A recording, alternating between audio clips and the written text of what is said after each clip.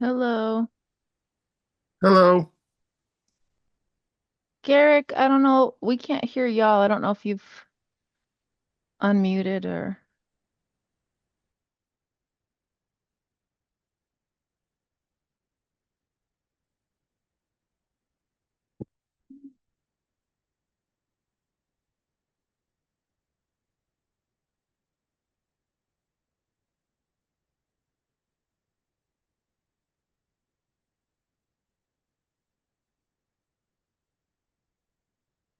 So You have to turn it on. I can hear me. Yeah, you have to turn your computer mute.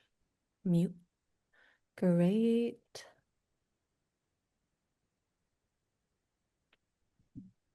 How is everyone today? Good. Perfect. I think we've got everything set. We've got a beautiful day out. I'm just still pulling up our items for today. Thank you so much, Alan Seawall, for joining us today. How are you feeling? I know last time you had a surgery, was it? Yeah, I had my ankle reconstructed, so Oh man, my husband's done that. I'm on still on no touching down. Uh-huh. So it's been a bit of a grind, but it's okay. Not too bad. Do we have a quorum? We do. We have six. Well, let's This, do roll call, Jasmine, just for those that are um on. I am waiting on Marcia to enter the room. Okay. She has been in here and exited the room and is out there still. Are you Uh, saying physically? She's physically in the room with you all? she is not physically in the room with us right now, but Okay. she has Which, been. okay. Well, we Okay, can wait for her last. We can call her name last and then just go through. So we're not, great. because we have quite a bit of an agenda We today. do. We have a huge agenda today. So let's just, I can start with Commissioner Newman. Here. Commissioner Lundquist is here. Commissioner Perry. Here. Commissioner Elkins. Okay. Commissioner Montgomery Tamaclow. There she is. I believe Anika's on here. I see her. Deborah, I think Renika is not able to join. Yeah, so you gotta Can't unmute yourself. yeah. We're still learning. So when I just look up. We are Can integrating, I'll just while we wait, we are integrating our new admin assistant, Deborah Kubwayo, who has been wonderful and um, it's a slower process right now. It's our first time all together in this room setting this up. You have to mute your computer. Okay, so we've got Emmacon on. Okay. Were you Are able to they get able that? are they able to unmute themselves now? You need me, Emmacon, and Renika. I'll need. Um, mhm. No, you want to have them become co-hosts. Yeah, so we're just opening yep. Well, Jasmine, I didn't call your name. So Chair Goodspeed. Here. And then is Commissioner Kendall Mangan here today? Kendall is not here today, it looks. Okay.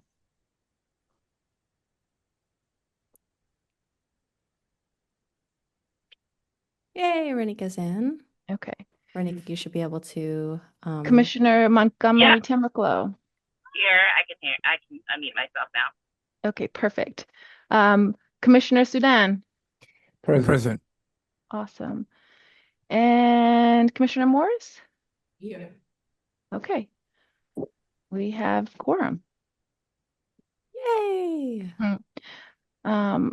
Why don't we start off with well, Jasmine, you already started kind of welcoming us and maybe doing a land acknowledgement and a grounding.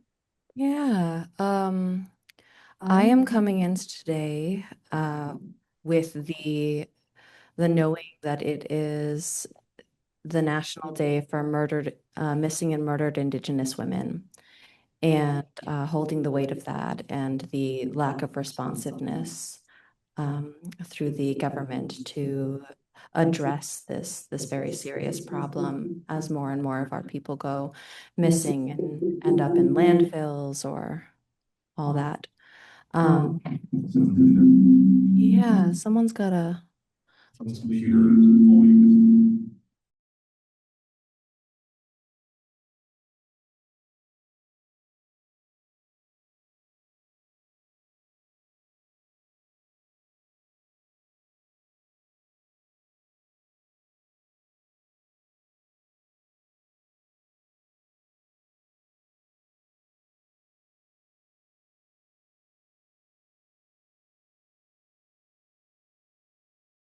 And Pekumtuk people being pushed completely out of this area and very seldom remembered aside from in street names and in what is convenient for people to remember.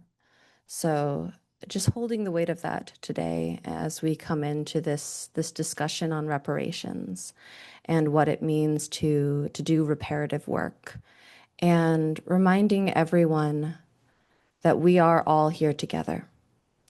We are all here for a good reason. We are all here to fight for justice. We are members of a team, of a community, and we have to behave that way. And community fights, and community has hard times, and it's messy, and it's not perfect. But we are trying to do good work. And if all of us work together in that good work, I think we are going to change this world for this coming generation. We just have to stick to it. So with that, I hope people can leave their baggage at the door, leave their frustrations at the door, and enter into this space with intention for doing good for the next 7 generations. Our own egos aside.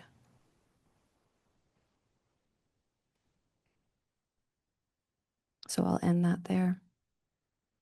Hand that back to you, Felicia. Thank you, Jasmine. So next up, many of you have already met our new administrative assistant, but I would just like for those that have not yet, if Deborah, if you would just be willing to quickly introduce yourself for those that are joining us today that haven't been with us since you've joined, so that they know who you are. Hi, everyone. My name is Deborah, and I'm excited to work with you all. And thank you for being here today. Thank you. So we have approval of minutes. As many of you know, we have several minutes that need to be approved. Deborah was kind enough to send those out to everyone so that everyone should have them. They're also been posted. And so I'm hoping that everyone had a chance to look at the January, February, March minutes so that we can approve them. And so obviously we will need someone to make a motion to do that. And hopefully everyone had an opportunity to look at those minutes. Do we want to go down the list? January 1st? Yep. So someone needs to make a motion, and it can't be Yeah. us. You do them all. Oh, you can do the Moles one? Great. A Oh. motion for all 3 then. I make a motion that we accept all 3. All right, do I got a second? I'm looking over here. Sure. All right, thank you, Bill. So let's go down that list again. Can I ask a question, though? Yeah. I know there was an issue about some transcription that Counselor Perry was concerned about and looked into. Was that remedied, do you know? That was for which? I'm trying Right. to bring up that. Might be the January meeting. I think that was further back. I think that was Yeah. our first meeting, coming back off of the that was special not- meeting. Not one of That these. is not one of these. Okay, The thank you. meeting that you're discussing was from the previous year. Okay, Oh, okay. We still have a couple minutes that we need to approve. okay, thank you. Great. Excuse me, could we please break these up because the January minutes I thought we were going to look at, we didn't get a chance to look at them in February, but February, March, and April are all 3 minutes that basically said, because the April was in there as well, I believe, if I looked it over correctly. And those, Commissioner Morris, I apologize, but you are out of order. excuse me for asking, I'm about to ask a question. No, about the- actually in the middle of a vote right now. No, before you do a vote, We have a You- second go and ahead, a go- question go ahead, from, Garrick.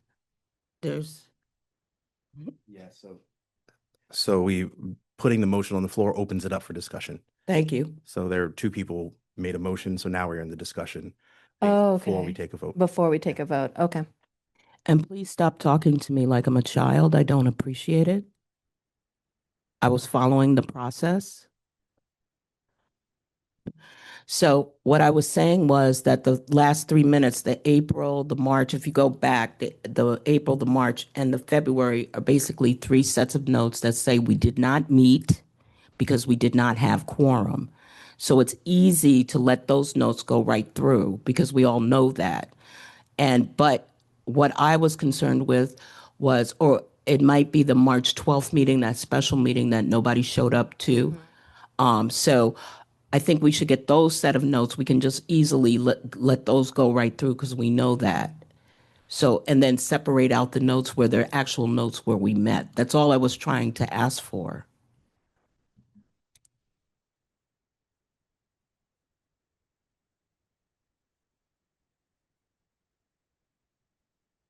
Is there further discussion?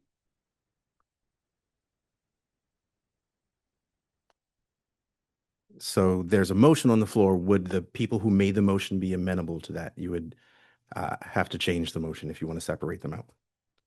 So that's you, Emicon, you started that.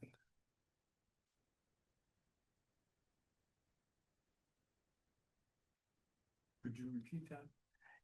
So we're asking to separate one of the sets of minutes out. And you made the motion to take them all as one. So Ah, I see. is that acceptable? And Yes, it's acceptable. then the person who seconded, Bill, is that acceptable to you? Okay.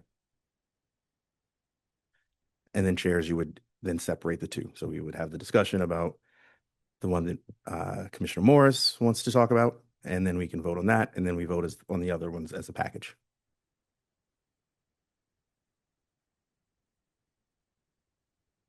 I am pulling up all the minutes right now. You're talking about the March one, Marcia?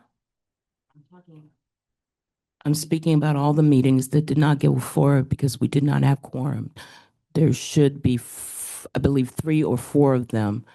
It's the March meeting, the special March meeting on, I believe that was the 12th, the February meeting, and the April meeting. Those 4 basically are saying the same thing. I read all of them today. Mm-hmm.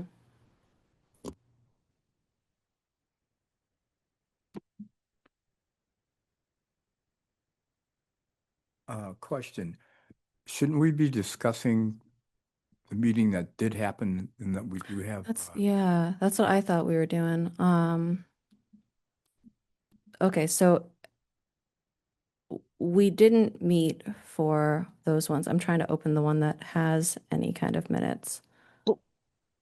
We have 3, there are 3, There right? it is. January. So the last, January's, yeah, January, we did meet. yep. So from my understanding, what Marcia's asking is that we approve January separately from Got it. the other 2. Okay. Is that accurate, Marcia? No, what I was saying, let's hold January because we know that's a substantive meeting, but we can approve all these other notes. So this week I went onto the website, and when you go onto the website, there are not a lot of notes there for since we picked up since September. So let's at least get some notes up there so we look, like we're adhering to the city structure of what they expect from us. Let's get those notes up there because they're simple. The young lady wrote them. They're very simple. They just basically say we didn't meet because of quorum. Yes. Oh, I understand. I hear you now. Okay. Yeah, So got go it. ahead. Go ahead, Jasmine. Oh, no. I think you also are on the same. I just, yeah, I'm trying to understand I'm trying to understand, Marcia, what you're asking of us. Because if we want to put these minutes up, we need to, it would be helpful to approve, like, No, I think what you're saying, Commissioner Morris, is To to approve just the, approve the yeah, ones that are not actually minutes. right, the ones that are basically saying that we didn't meet. We can approve those very easily. yes. And I think that, right, Commissioner Amakan Sorry. Sudan was going to, because there's the only one that has substantial information is the January meeting. So Mhm.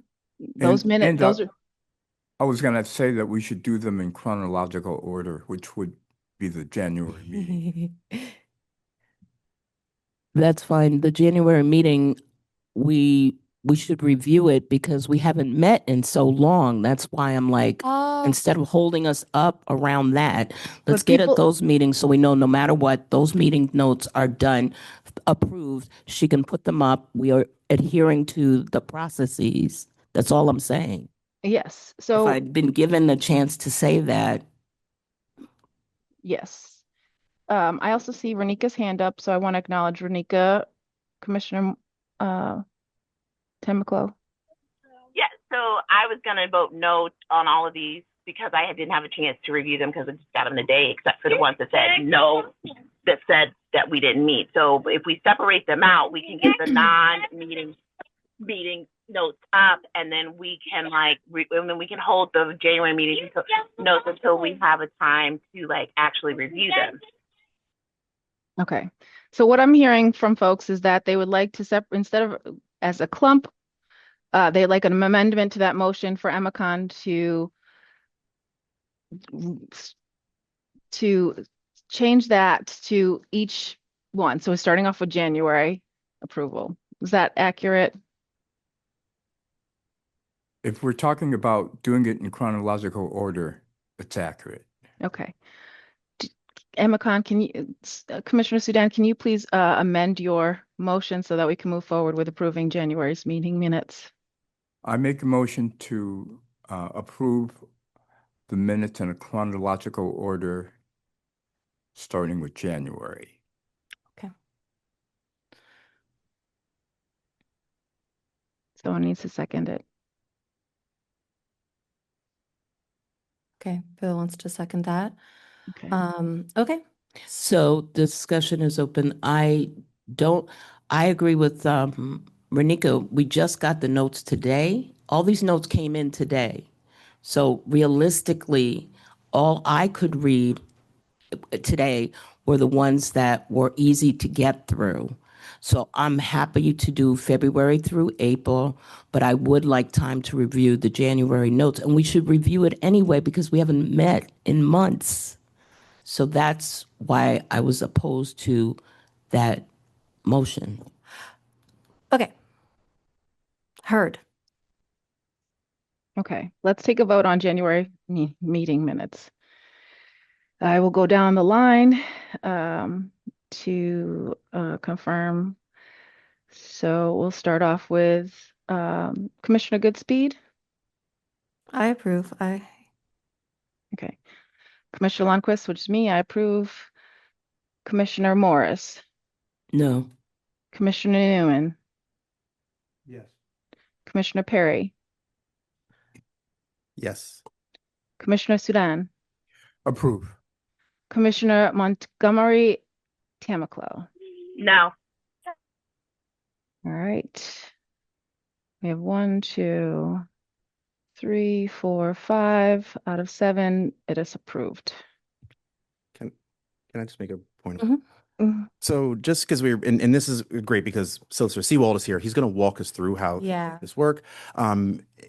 This could have happened where, Marcia, you could have said, I would like to make a motion to remove the January minutes because you don't feel that you had enough time to review them. And so then we would have separated that and then we could have voted on that. I did have enough time to review it. And so I just wanted that's why I voted yes, not to say that I don't believe that you deserve more time. And I also just want to say that normally when we review minutes, if you have had time, you just ask for, we don't do it as a body. We're not going line for line. You would present some changes that you have, and then those would be entered into the minutes. Right, but I would have had to have time to review it to put that forward.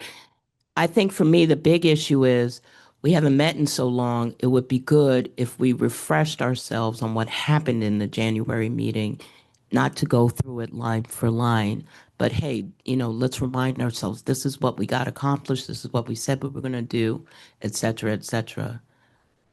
If you folks don't feel like you need to do that, that's fine. But it's kind of unusual to just be like, okay, let's just jump back in as though we've been meeting all along. That's kind of silly. Solicitor Sewell, I see your hand. You're muted.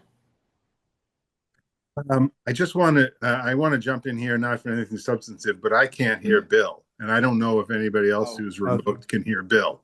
Can you hear me okay now? Now I can hear you. Okay. My Go fault. back Thank you. and we'll talk about this whole process after you get through this, because I'm taking notes. Thank you. And just a reminder for folks in the room, you don't have to move close to it because then you blow the mic. So you can speak here and they can hear you online. For both you and some folks over here. One question though, I didn't know, I don't think it's just that we have to have a majority of the number of people in the room to get to approve the notes. Is it? I thought it was based on ongoing percentage. Am I correct on that? Alan. Based on the Sewell. full number of people. Is that not correct? That is not correct. It is a majority of a quorum. Okay. Which is why we need the quorum to have the meeting, I believe, right? You need a quorum to have any meeting, but a majority of quorum, unless there's a statute that changes that, a majority of a quorum carries a vote. Oh, okay. Thank you. I didn't know that. Neither did I. Deborah, did you have a question? Yes, I just wanted to say that I wanted to apologize for the meeting minutes being sent out today. That was a fault on my behalf and is not at all a reflection on the chairs or I'm just still learning. So We're all in this together. We're all still learning. We're playing the white man's game. I also want to acknowledge that those were posted also prior. So, right, Deborah, those were posted. Yeah. And so people also have the opportunity to. No, I don't think that's true because I went online and looked for the notes because I wanted to catch up where we were for last month and they weren't there. I'm confident January was posted because I sent that in. Oh, I'm not talking about January. Okay. All right. Moving I think forward. we should move forward. Yep. Yes. So we need another motion to accept the other minutes. Does anyone want to make a motion? I believe that the motion was right, Emicon, that it to go in order. So we just did January, so now we're in February and then March. Okay. Okay. So I will go down the list again, starting with Commissioner Goodspeed. Yes. Commissioner Lundquist, yes. Commissioner Morris. Yes. Commissioner Newman. Yes. Commissioner Perry. Yes. Commissioner Sudan. Yes. Commissioner Montgomery Tamaclow. Yes. Okay. Yay. And let's Into do the March. same. Yeah, March. Okay. Commissioner Goodspeed. Yes. Commissioner Lundquist, yes. Commissioner Morris. Yes. Commissioner Newman. Yes. Commissioner Perry. Yes. Commissioner Sudan. Yes. Commissioner Montgomery Tamaclow. Yes. Okay. All of the January, February, March minutes have been approved. Moving forward. Thank you all for your discussion and What about the contributions. special meeting for March the 15th or the 12th or something like that? There was another Marcia, No. can I please ask you to raise your hand and be acknowledged by the chairs before? I'm sorry, I didn't realize I needed to raise my hand, so this is me just raising for the flow of things. Okay, so we that- never have that established that we needed to raise our hands, but okay.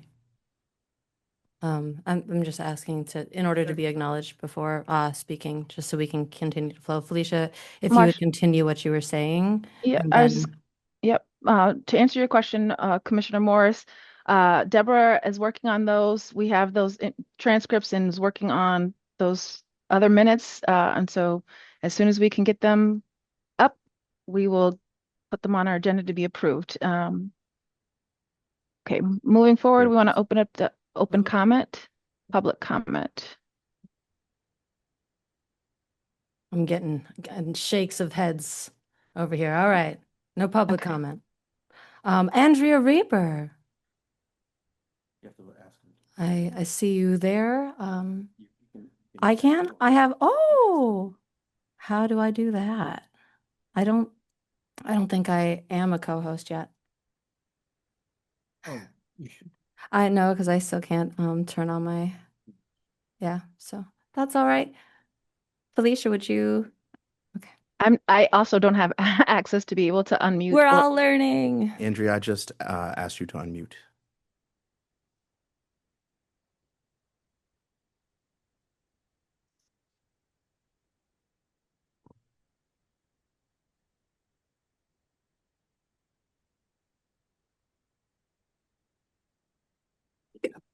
Can you Okay. hear me? There you are. Yep. I don't know how to make myself visible, but you can hear me. So thank you. I have three quick things I want to say. The first is a suggestion that I think has been mentioned before in your meetings, the possibility of establishing some kind of account, bank account for the public to donate to for reparations. And perhaps Attorney Seawald could comment on that possibility, because I believe that's the only way reparations are going to move forward for the foreseeable future is via public donations, because they hit stumbling blocks in our white supremacist governmental system in Evanston, in Amherst. So public donation seems to me a reasonable thing to do. Secondly, just mentioning that I am part of the Northampton Interfaith Reparations Roundtable, and we are planning to visit a farm. I can't get to the right screen to read the details, but somewhere up near Orange sometime later this month. An indigenous Was it the farm. Pequot farm? Yes, yes. That's my tribe's farm. Yeah. Yay. So You're gonna go up there for the volunteer day? Yeah, I think so. Is it May 23rd? I don't know. I don't know either. But anyway, I later don't know this off the top of month, my head. and later this month, we're going to do that. And we're also looking at things for Juneteenth. I know Juneteenth in town here is going to be earlier in June, but we also want to do something on Juneteenth. And a last question is this commission, I don't know how much longer you're in existence for this year, but can you continue for another year? That would be great, I think. So I really appreciate all your work, and I don't want it to end. That's all. Thank you, Andrea.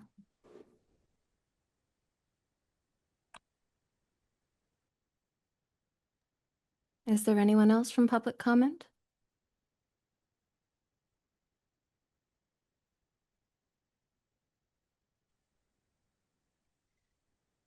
Okay. Well, we'll move forward. I do have an announcement. Actually, email was sent and wanted to share with the commission, and I will also forward the email to commissioners. But Northampton, there'll be an observation for Mother's Day with a silent march happening, and people have sent some information about that I will forward to the commission for folks that are interested in participating in that, along with a PDF that was sent to me. Let us move forward. We've welcomed Deborah, and now I would like to offer the floor to Solicitor Seawald for a presentation. And so I'm going to turn that over to Solicitor Seawald. Well, thank you so much. And I really appreciate your asking me to be here. And I'm happy that finally we actually get to have this meeting and I get to address the commission. Well, first of all, before I start, I have notes on my screen behind my iPad where all you are living right now. So if I'm looking up and away, don't think I'm not looking at you. I'm looking at my notes. So pardon my glance. And I just want to start out by talking about, general statutory requirements for any municipal committee or commission like this. And they really fall into three categories. It's the open meeting law, the public records law, and the conflict of interest law. I've already bored Garrick, and I can see that he's already leaving. So, and so let me start out with the open meeting law, because this is something that confounds those who don't really live in sort of the municipal world. So let's start out first of all with the fundamental principle that a quorum of you cannot meet, and meeting is a term of art, and I'll describe that in just a second. But a quorum of this committee cannot meet unless it is posted and public.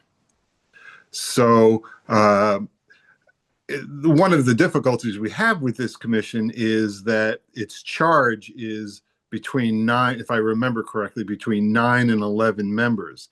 That's not proper. Okay, we need to pick a number, because that number defines the quorum. So if it's 11, a quorum is 6. It's a majority. If it's 9, a quorum is 5. And so we're operating on a 6 number, because if this is an 11-member body, then 5 is not a quorum. Okay, so 6 of you cannot meet, and by meeting I mean discussing anything that is or may come before this commission outside of a public and posted meeting. Deborah, welcome to this committee, this commission. And in your service to this commission, one of your functions is going to be to comply with the open meeting law and post the meeting. When you post a meeting,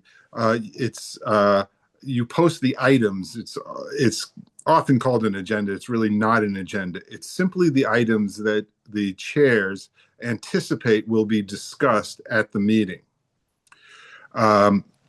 And it differs from an agenda because it's just an item. It just describes the topic.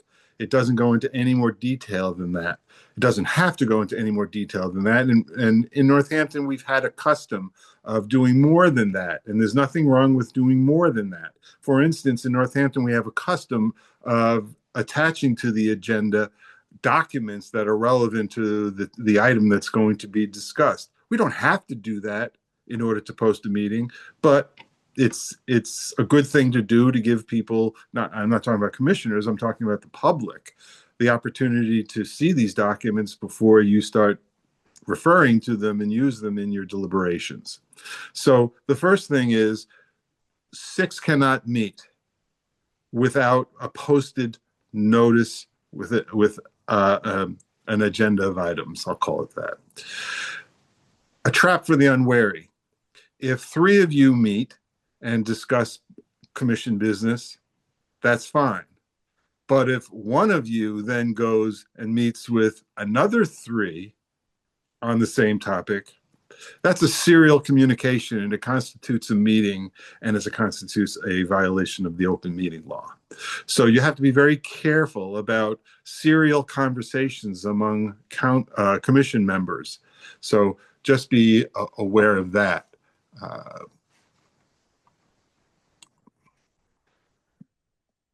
Meetings are always held in public, and I've been practicing law now for 41 years, and I've been doing municipal for 41 years, and that what is public has changed, and I'm a perfect example of that, because before the pandemic, this could never have happened with me at home and you and some of you in a room. But as I pointed out before, the people in the public need to be able to hear you folks, and even better to see you folks, or also to see you folks.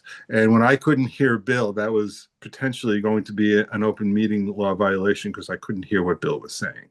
So you just have to be sure that everyone has an opportunity to observe what you're doing and what you're saying and what the topics are. And this is just a fundamental tenet of open government.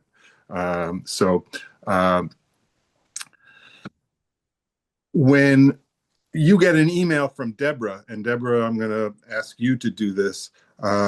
Deborah should be sort of the focal point of communications among commissioners. So there are certain communications that you can have with more than a quorum. For instance, you could produce a document, send it to Deborah, and she can send it around to all of the commissioners and say, Commissioner Sudan would like you to have this document because it will be discussed at the next meeting. What you cannot do is then reply all and give your comment on that document. It's okay to send the document around. It is not okay in a reply all email or a reply to a quorum on that email to express an opinion on the document. So setting up meetings, sharing documents to be discussed in public, that's all fine. But don't discuss these documents or these issues by reply all or reply to a quorum. And I say that Deborah ought to be the focal point because one of the things that Deborah is going to jot down and make sure she does every time she sends one of these emails out, she's going to remind you, please do not reply all. Okay, it's very important because then you're operating in the shadows and nobody knows what you're saying to each other other than you folks, and that's not open government.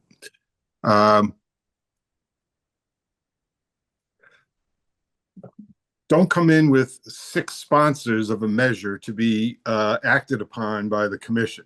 Okay, as soon as you come in with 6 sponsors or 6 people who are all co-authoring something, you know that a violation of the open meeting law has happened. Less than a quorum, fine, but you cannot have a quorum, sponsoring or putting forward a measure for this committee, this commission. Secret ballots, never, ever allowed. There are no secret ballots in municipal practice, okay?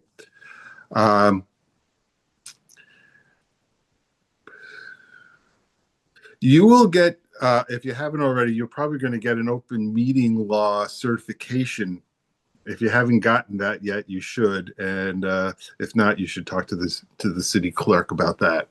Are there any questions about the open meeting? That's our real overview. And Deborah and all commissioners, I'm available if you ever need help with a particular issue. I'm just sort of, touching the bases here, but Deborah, please don't hesitate to reach out to me. I know that you're on a learning curve here, and let me help you, please. Are there any questions among the commissioners? Yeah, I have one, if I might. The reason I take it that you can't hit reply all is because then you are, in essence, having a meeting and you are deliberating without having posted the meeting. Is that conceptually right? It's not public. Right. And there have been, movements afoot to allow it so long as the email chain is entered into a record at a public meeting, but that hasn't happened yet, and I don't know if it will. But yes, that is the reason, because it constitutes a meeting that is not posted and not public. Thank you. Okay, let me move to the public records law. Any document that you make or receive in your role as a commissioner is presumptively a public record. And so the first advice I would give is think about that before you write something. And I'll put it in terms that I put to my son at the worst points of his life. Don't do anything you don't want to see on the front page of the Gazette. Okay, if you don't want this on the front page of the Gazette, don't put it in writing. because it's presumptively going to be a public record and anyone asking for it is entitled to it. And that includes electronic communications of all types, texts, emails. If there are other electronic communications that I'm not aware of, I don't know, WhatsApps or whatever they are. I'm not a techie person, but they're all included. They're all documents. And if they are made or received by you as commissioners, they are presumptively public. My advice to commissioners or committee members is, particularly those who don't have access to city email addresses, it's probably a good idea to have a separate email address for your commission work. And the reason I say that is somebody wants something that is in your email and they make a public records request, they're entitled to it.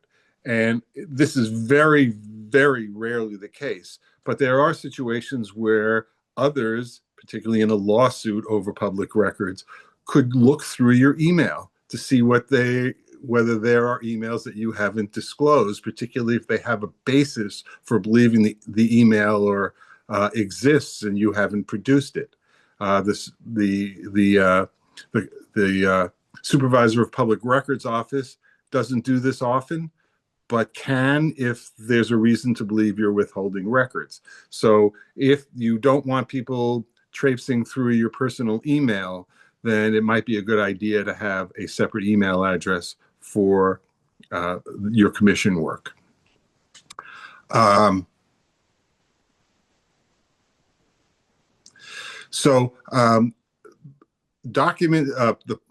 public records are all the documents that are created, including documents that are in the record used as part of the record in the commission. Okay. Are there questions about the public records law and what your obligations are under the public record law?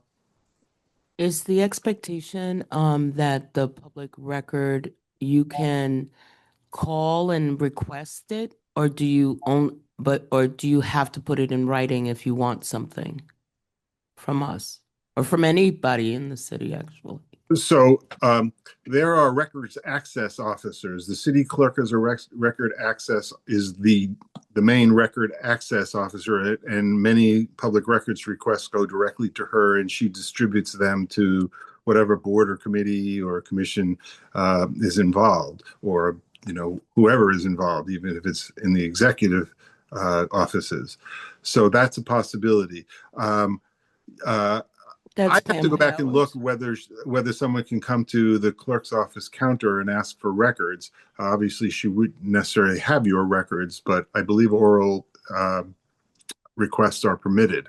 A written request, yes, anyone can make a written request. They can send it directly to you or to an RAO. That's Pam Powers, right? Yes. I've talked to her before about our records, so I was. Yes, she is. Okay. Every city and town clerk is an RAO, and is the focal point of public records. Some departments have their own RAO, and so they do it separately, but you don't.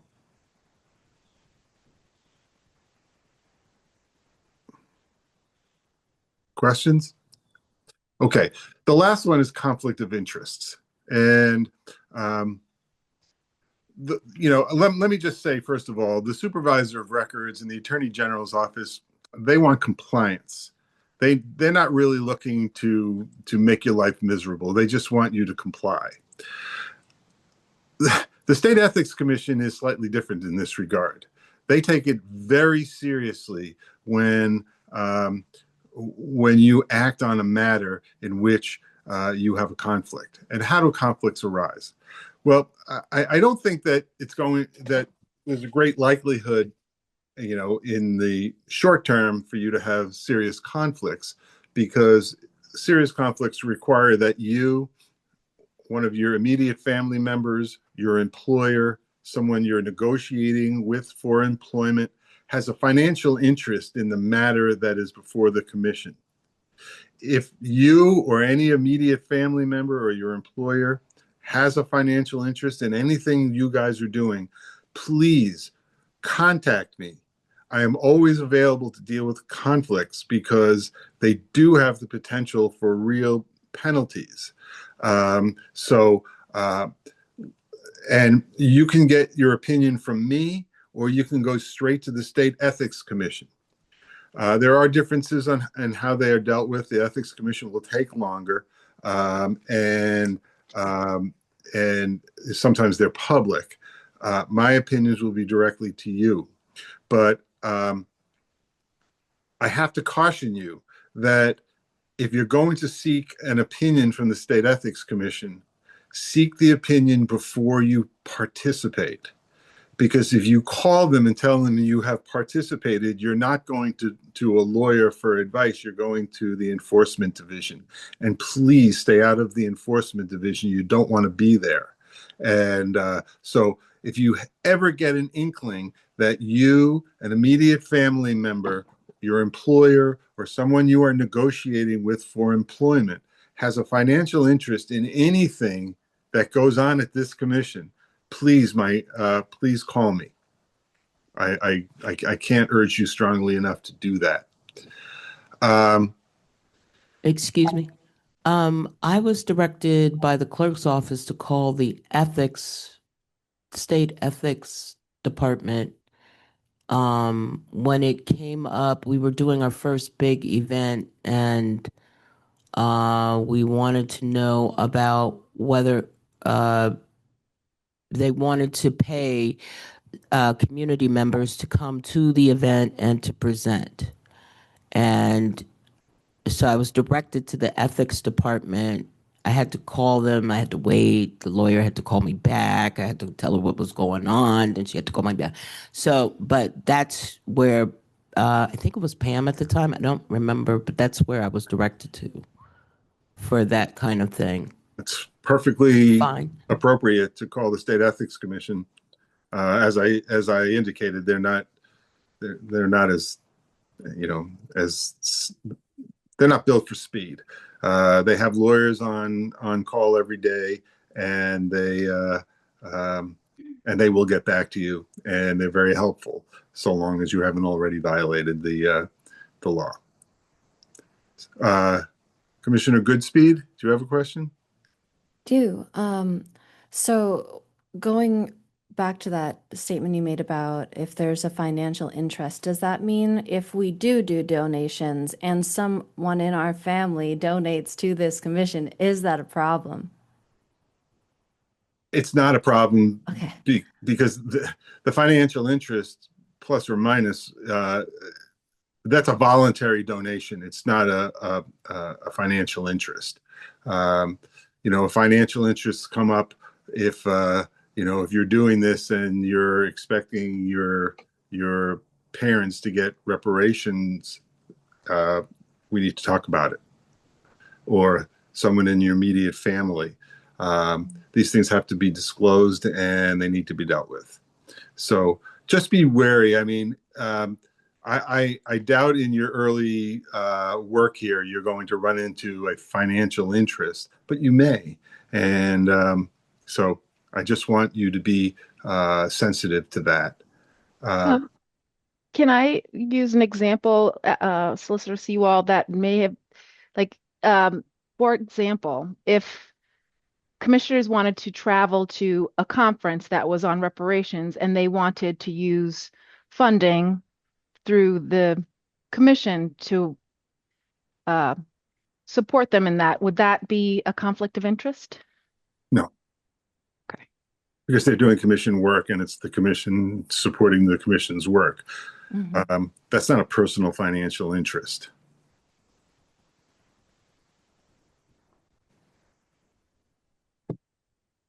Okay, so let me give you a few more specific prohibitions under the conflict of interest law.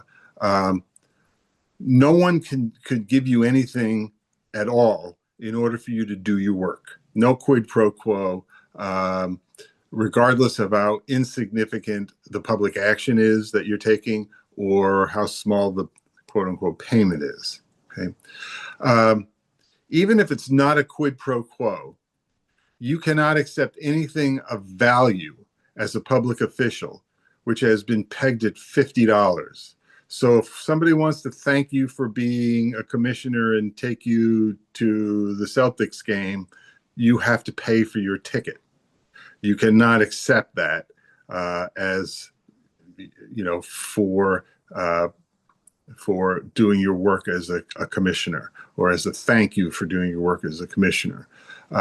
Somebody wants to take you out to dinner, you have to pay for your own dinner.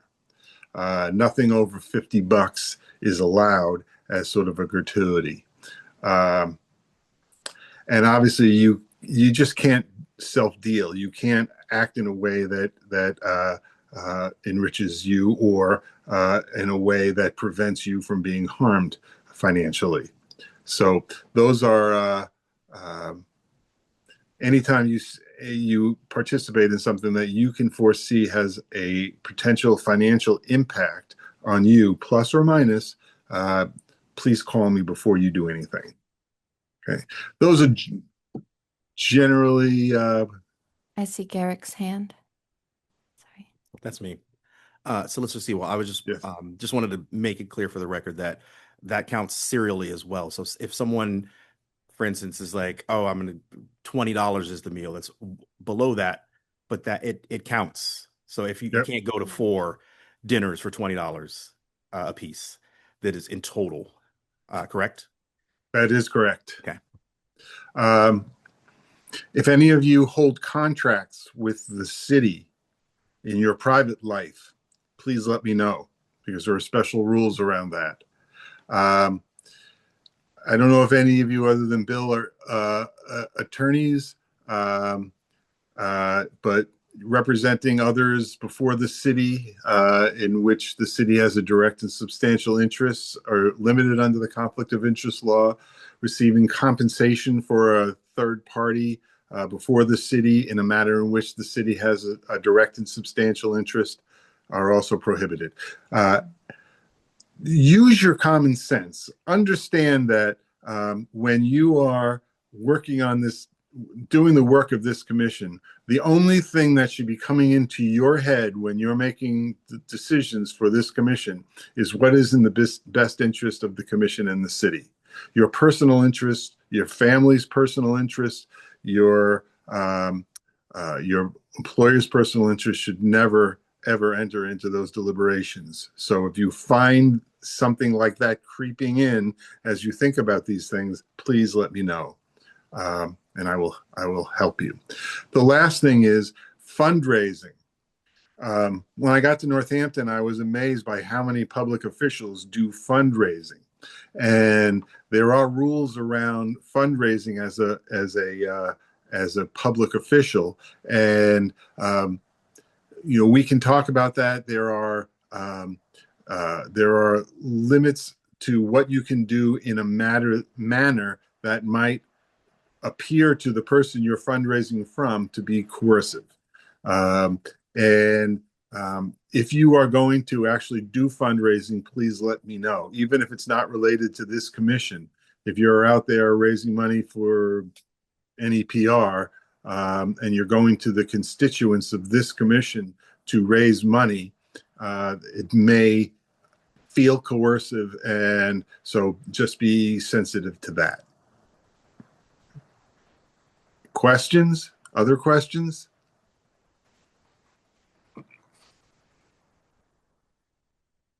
Okay. I want to talk to you about how boards and commissions actually work. Okay. You have elected chairs, co-chairs, and they are the presiding officers of this commission. They decide what goes on the agenda. They decide how the meeting is going to be run in terms of recognizing commission members to speak. And it is very important, and I'm very happy I sat through your minutes votes, because one of the chairs, I don't know if it was you. It was probably me. And you're not popping up, so I don't know. Jasmine. Oh, yeah. It is very important to raise your hand Okay. This is not a free for all. This is a large body, and we can't have everybody just deciding I'm going to talk now. Okay. You must raise your hand and be recognized. You don't have the floor until you are recognized. It's crucial. Otherwise, it just gets out of hand. And I know it seems overly formalistic, and you can put whatever labels you would like to on this, but this is the law and this is how it works. Okay. The commissioner, the chairs create the agenda. Deborah will post the agenda, and the chair, who is the presiding officer at that meeting, will go down the agenda items, and you may raise your hand and be recognized. Can't happen any other way. Meetings come in two forms. Okay. First is just a regular business meeting like you're having now. And no one outside of public comment, no one from the public has the right to speak during your business meetings unless they are recognized by the chair. And the chair is under no obligation to recognize non-commissioners to speak during your meetings. It may be that you would want to. Maybe that you've brought somebody there to address the commission. But until the chair, who is presiding, recognizes that person and gives the floor to that person, they're not entitled to speak. Contrast that with a public hearing, in which due process requires that everyone have a right to speak. That doesn't mean that everyone has a right to speak as long as they want, or on any topic that they want, or as many times as they want. Those are within the discretion of this commission to set rules about how testimony is taken. Same thing for public comment. You could set rules. I mean, you're not inundated with public comment, at least you weren't tonight. But if you were to get, 20, 30, 40 people wanted to make public comment, it would behoove you to limit the time that each person gets. Similarly, in a public hearing, where it's not just information taking, you are going to make a decision based on the information that you take in at that hearing and the documents and other things, but you're going to base it, at least in part, on what you hear from the public at this public hearing. So everyone has a right to address the commission at a public hearing. And that is a contrast from a business meeting. So when you set up a public hearing, you take in information from the public or others who you've invited to address you on an issue. And then when all the information that you believe is going to be coming in has been received, you close that portion of the hearing, and you go into deliberations and end it with a vote. That's a public hearing. Any questions about these distinctions? Yes, I have a question. We originally, and I asked about this when we were setting up from the first commissioner, the first co-chairs, the draft of, I'm sorry, not the draft, the document that constituted us. I asked about whether or not we had to follow these rules dogmatically, and we were told we did not for how we met. Because they left it open in the document about how we did decision making, and there was never any formal quote unquote way that we had to meet. So it's interesting that you're now saying that, because I asked about that at the very beginning because I had concerns. Are we setting up a process where we're just going to be following Robert's Rules of Order and we're just going to be sort of leaping over one another or using rules to hammer each other over the head? So I asked that question from the very beginning. And we went back to that original document and read through it to make sure we knew that we were not tasked with that. So it's interesting that you're now saying that. So that's the first time this is come up again for us to have this conversation. But I don't think we ever had you come in either, or I don't think we asked you about that. But from that original document, that wasn't what was tasked of us. We were not tasked in that way. We could use community process if we wanted to. So I'm curious as to where you're getting, is that by law? I don't know to whom you spoke about that, but these are just basic rules of decorum for public business. We don't So, follow. but are those laws? Are those Wait, laws? wait. This is what I'm talking about. I had the floor. That's true. Yeah, You I'm asking. You did it again. Okay. I had the floor and you interrupted. That cannot happen this way. Okay. You let me finish and then you speak. Okay. I don't know who told you that you can just make up the rules as you go along. That's why we have chairs. That's why the chairs put the agenda together. For and from there, and you're not following Robert's rules. Okay. Robert's rules are completely inappropriate for a committee like this. But there have to be some rules. And the rules are one person speaks at a time, and the person who speaks is the person who has been recognized. Can I speak? Yes. Okay, great. I don't have a problem with what you're saying, but at one point, we discussed Robert's Rules of Order as a way of functioning. And we went back and forth about this, and everybody knows that we talked about Robert's Rules of Order at length. Why Renika and I went to great lengths as to why we didn't think it was community process. We talked about that we weren't held to that document. That's why I'm like, okay, so now you're overlaying. But what I was trying to get clear about is, sure, there has to be rules to running a meeting. I was a facilitator for over 25 years. I know there has to be rules to running a meeting, sir. I'm just not clear as to people made it seem as though open meeting law, there were certain things that we had to complete to ensure that the public were aware of what was going on. That they said we had to do, but you're the first person that ever said that we had to follow this rigid process. That's all I'm saying. I don't think what I've described is a rigid process. I think what I've described is an orderly process and one that allows commissioners to express their opinions without being interrupted, to obtain the floor in an orderly fashion and finish their thoughts, and then allow someone else to speak. You do not want to follow Robert's rules. I have actually spoken with the president of the city council, which unfortunately does default to Robert's rules. It's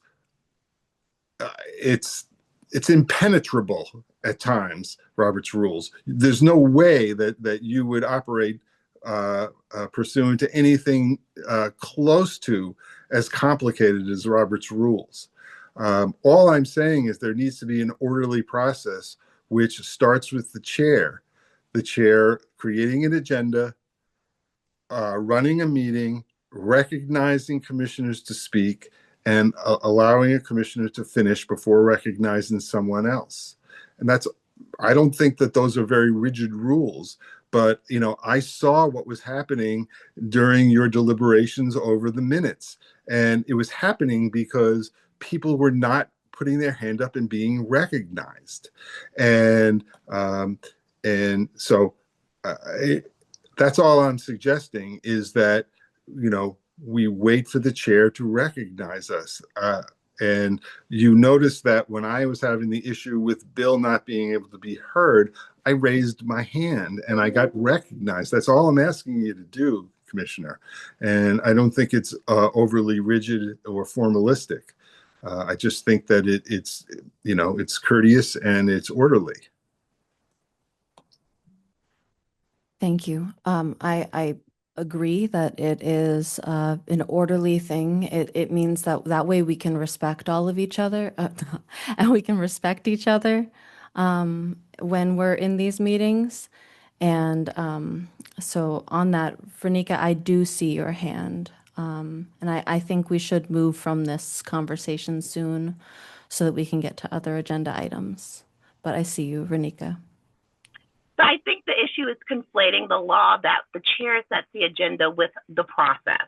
We have to have a process for how we talk, but that is not the legal, like legally the chair sets the agenda and that's the law. But it sounded like we needed to do it this way to be legally compliant. And that for me was the confusion because like we shouldn't default to Robert's rules, but also like I think it behooves all of us to understand like how discussion happens. Like part of the issue with the minutes earlier was the lack of understanding that once a motion is made and seconded, that is the time for discussion. And you can't shut it down and you can put parameters around it, but that's the time. So yeah, the legal point is the chair makes and posts the agenda, but after that, we get to decide how we have our conversation. The chair, I'm sorry, are you done? I don't want to interrupt. The chair is the presiding officer of the meeting. That's the function of a chair, is to preside, to set the agenda and to preside over the meeting. I see Garrick's hand first. I did see your hand, but I see Garrick's hand first. Just want to, for the record, so we did early on have discussions about kind of separating what is legally required in terms of posting minutes, agendas, those things, what the role of the chair is. But then we also had a discussion of how we wanted to move forward with voting. I think that Commissioner Morris is one of the people who wanted to talk about how we vote for that. And those are two separate things. I think the one is the order and how meetings are run, and the other is how we communicate as a body. And that's what I remember discussing. And what Solicitor Sewell is saying is right on with that interpretation that I was there at. Solicitor Sewell, would you like to respond? I just want to point out that, in a hybrid meeting like this, voting is a requirement of law and it has to be a roll call vote on every vote. So there's one more formality that, Deborah, you need to make a note of. In a hybrid meeting, every vote has to be roll call.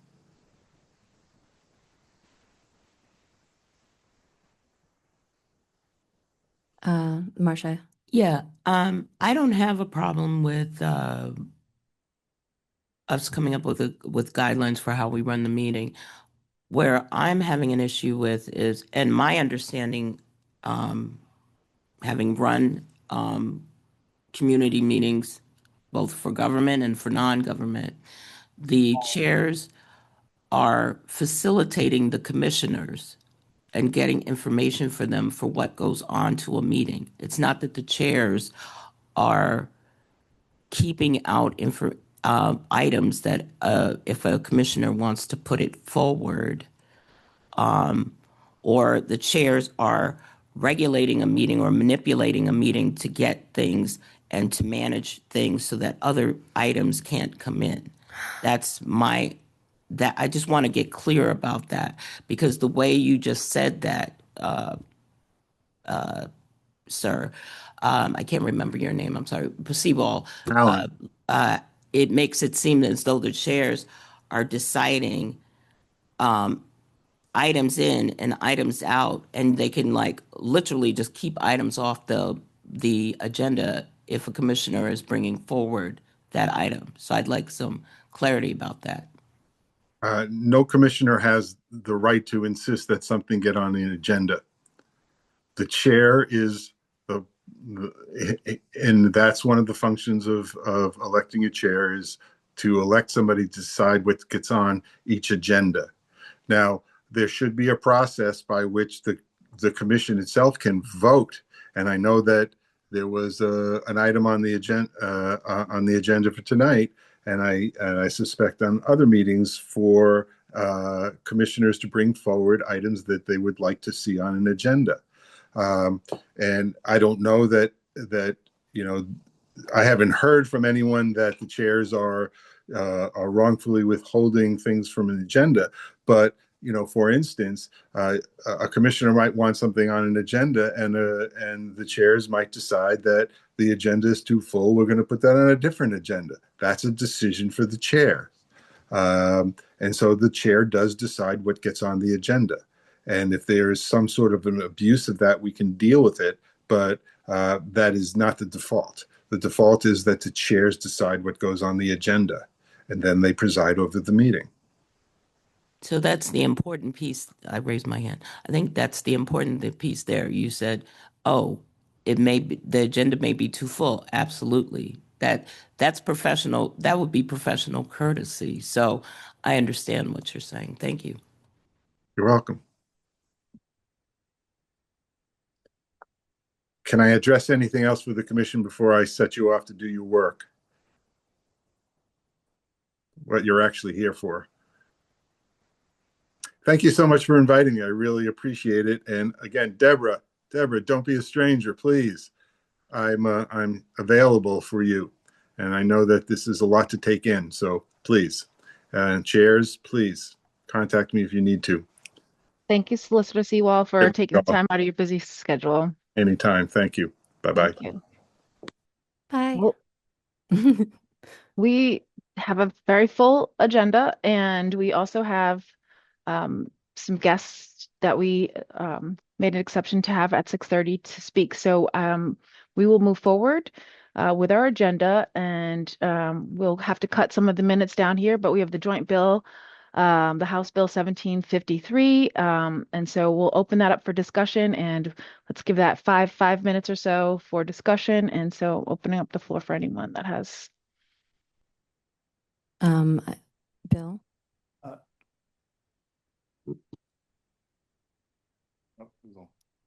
We can't hear you, Bill. There it is. It's on. It's on. You got There it. we go. Okay. So let me update what has happened in the Massachusetts legislature since we last discussed this. There is a typo I note in the January minutes. I should have noted it says Representative Dawn. It's actually Representative Dom from Amherst. Maybe we can correct that at some point. The bill in the House of Representatives was H 1753. The bill in the Senate was Senate S 1181. The House, these were two bills that were somewhat different. We don't have time to get into the differences here. They were somewhat different. The House bill in March, after we obviously met in January, was referred for study. Referred for study does not mean in reality, does not mean that the bill was referred for study. It means the bill is dead. It's not coming back to the legislature this session, not coming back to that body this session. There are two ways for a bill to be killed in the legislature. One is to receive an unfavorable report. That rarely happens. The way in which bills are put to bed, at least for the legislative session, is for them to be referred for study. That is what happened with House Bill H 1753. The reason that I'd referenced Representative Dom from the 3rd Hampshire District, which is Amherst and 2 precincts in Granby, is because she was a co-sponsor of the bill. The Senate bill S 1181 is sponsored by Senator Liz Miranda. Co-sponsor of that bill is our Senator Joe Comerford. Since we have met, I think it was 3 days after the House sent its bill to study, the Senate Judiciary Committee reported the bill out favorably with a favorable recommendation.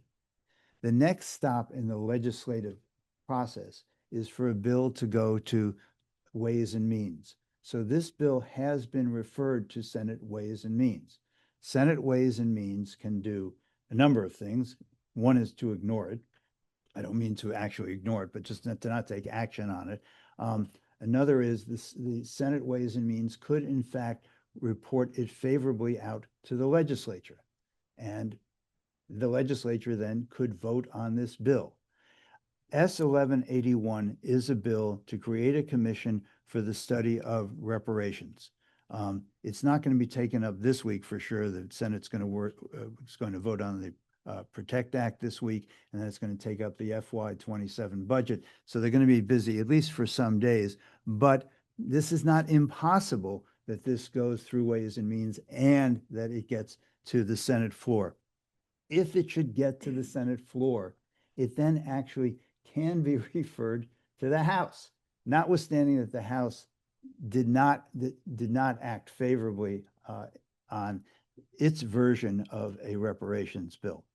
So S 1181 is alive, and it's be complicated and probably a long shot for it to be actually enacted to get through the Senate and then to get to the House and then to be accepted as the Senate has done it and not have conference committees or discussions between the bodies, because there are differences between the bills that some people thought were substantial and important.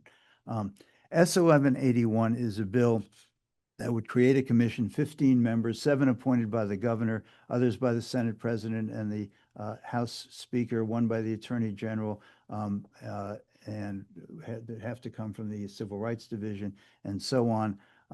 The bill calls for members to be from diverse backgrounds to represent the interests of residents, that's residents of Massachusetts, of African descent. And it goes on to describe the primary function of the commission as being reparative of the effects and the reality of slavery and its aftermath. So that is where the bill stands. The point of having had this discussion here was to see if we could utilize the recommendations that we have previously made, first in the December 4th report and then in the December 5th report, I'm sorry, and then in the June report as well, because in both of those reports, we said that this commission recommends to the city council as one of the 15 areas in which we say reparative action can be taken. We recommended that the city council take actions to endorse and to affirmatively work for federal and state legislation on reparations, and this seemed to certainly fit within the parameters of that recommendation. Whether or not that could be done at this point, and if we wanted to have an advocacy piece here, we would support 1181. It is the only game in town at this point. And 1181, that bill could be amended in the Senate House. I don't think it necessarily really would be in Ways and Means, but that is the place. That is the mechanism that is available at this point. Whether or not we'd have time to recommend to City Council, or the City Council could then actually take action and make a recommendation, and whether at this point, given the short window that's open at the legislature would make any difference. I don't take a position on that, but that's the update. I've taken longer than I wanted to, but I think. Oh, thank you so much. And Yeah. thank you for all of that, the context too. Felicia. Yes, I want to suggest that we table agenda items 8 and 9 and move to 10, which I is was going to say the same thing. yeah, because I do recognize that we have invited some guests and we want to give some space for that, and then we also want to leave 5 minutes at the end to be able to build the agenda as well, and we can. If folks are open to tabling those two, we'll put them on our agenda for next meeting and move into item 10, which is the relationship building between the city and our Juneteenth celebrations. And I would like to hand it over to Garrick to start, and then we'll have a discussion on that if folks are open to tabling those items. Yeah, so just sort of follow up. We've been talking about Juneteenth celebrations. Well, hold on. Are there any rejections to tabling those items? I just want to be respectful of the chairs are allowed to move Okay, items. great. How All right. you guys run the meeting. That it was phrased like a suggestion, so I wasn't sure if we wanted to have conversation or if we were just moving right in, but thank you. Sorry, Garrick. Okay. Just to keep it brief and quick, I have been working with the Youth Commission's Cultural and Racial Justice Subcommittee for the last few months, along with Brian Foote from our Arts and Culture department here in Northampton. And I'm very proud to say that we are putting on the very first Northampton Juneteenth celebration on June 6th. It will be at Yay. E.J. Gare Plaza. We have reserved the space. We have booked all the acts. We've got Pamela Means, Matali Banda, Kamaya Diggs, DJ Trends. We have contacted a number of local African-American artists. We will be hanging up art pieces along the corridor of E.J. Gare Plaza to generate excitement about the event prior to it for the week before. We have a number of vendors who will be present there, selling all sorts of wares, whether it's art or things like that.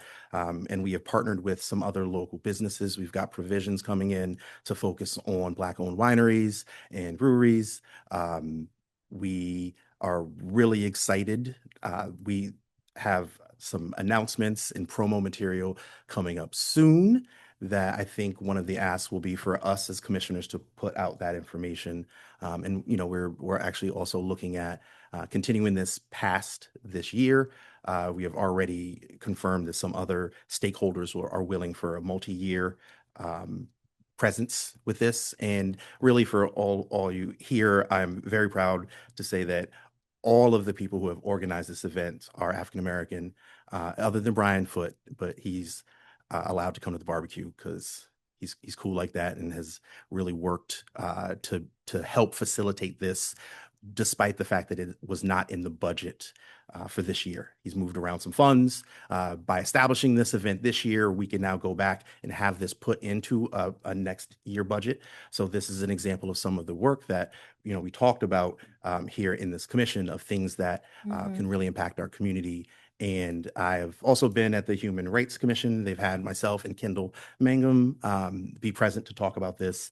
And one of the things we're asking as the organizers of the Juneteenth celebration is that if this commission wants to help volunteer, we need folks to, man some of the desks. There's going to be some information handed out. There'll be some water to be there. If anyone wants to help set up things, we would like that. So that's where we are. So if anyone has any questions, let me know. Yeah, first ever Juneteenth in Northampton. Hell yeah, right? It's very exciting. I see, Bill, your hand. Yeah, I just want to note that it was the recommendation of this commission in December of 2024, reaffirmed in our report of June of 2025, that we engage in and facilitate a Juneteenth celebration. In both of those reports, we said that these recommendations for their implementation, need not await further reports or recommendations from this commission. And I wanted to thank Commissioner Perry for this work and for the persons in Northampton who have made this happen, for the Youth Commission and for the Human Rights Commission as well, for their participation. It is a real community event from what I hear from this presentation. And I'm excited that it will go forward. And I just hope that one thing you have done is contacted the weather gods to make sure that they We got Dave Hayes on they it. cooperate. Thank you. And we will have a table at, I see you, one second. We will have a table, or the Human Rights Commission will have a table and pop up. So come join under that and help with information. Marcia. Yeah, I did see all the information online last week, as a matter of fact. I was looking at it. And so I think it's great that the young people are moving forward with a Juneteenth celebration, and glad to hear that they're able to get organized. And the information on the website was extremely well done. I did look through it and myself because I wanted to see what was happening. So thank you for that. Great. So Is we'll there any- table those other items. And I was just going to say, is there any other discussion? So that if not, we'll move forward with our presenters. I know that we have Dr. Shabazz, we've got Zach, Foster, Jalen, Brooks, and I'm not sure if the other student is with y'all. She should be online. Did she? That's right. Is she online? Is that Brooks is online, and the other one, Okay, great. Jalen is online. I can't see. what her is your because- name? Yes, is Dana? Is Dana. Can we see? Is, you know how they do it so you can see people? Because we can't see her. Mm-hmm. Just Also, needs to be Jalen needs to be, unmuted. yeah, thank you. Right. That's what I mean, like the gallery. Yeah. Okay. So, Change the view. um, just to set up for